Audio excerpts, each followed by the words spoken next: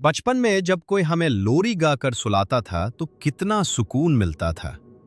लेकिन अगर वही लोरी हर रात डराने लगे तो। मेरा नाम विवेक है और ये सब पिछले महीने शुरू हुआ। मैं दिल्ली में एक छोटे से फ्लैट में अकेला रहता हूं और मेरी जॉब नाइट शिफ्ट की है।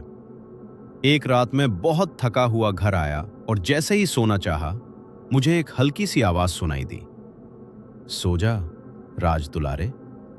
मैंने सोचा शायद पड़ोस में कोई बच्चा होगा और इग्नोर कर दिया।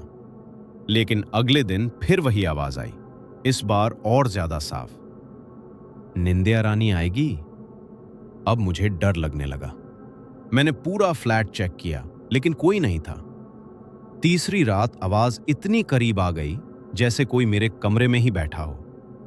मैंने हिम्मत करके लाइट ऑन की। कमरा खाली था लेकिन मेरे बिस्तार के पास एक गीला निशान था, जैसे कोई अभी वहां बैठा हो। उस रात ठीक 3 बजे मेरी आंख खुली और इस बार लोरी मेरे कान के बिल्कुल पास गई जा रही थी। सो जा, नहीं तो वो आ जाएगा। मैंने आंखें खोले और देखा कि मेरे बिस्तर के पास एक औरत बैठी थी। लंबे काले बाल, आधा चेहरा छुपा हुआ, और वो धीरे धीरे झूलते हुए लोरी गा रही थी। अचानक उसने अपना चेहरा उठाया। उसकी आंखें पूरी काली थीं और वो मुस्कुरा रही थी। तुम सोते क्यों नहीं? मैं चीखना चाहता था लेकिन आवाज नहीं निकली और अगले ही पल वो औरत गायब हो गई। अगले दिन मैंने मकान मालिक से बात की। उसने बताया कि यहाँ पहले एक औरत रहती थी जिसका बच्चा मर गया था और वो हर रात उसे लोरी गाती थी। फिर एक दिन वो खुद भी मर गई। ये सुनकर मैंने तुरंत फ्लैट छोड़ दिया।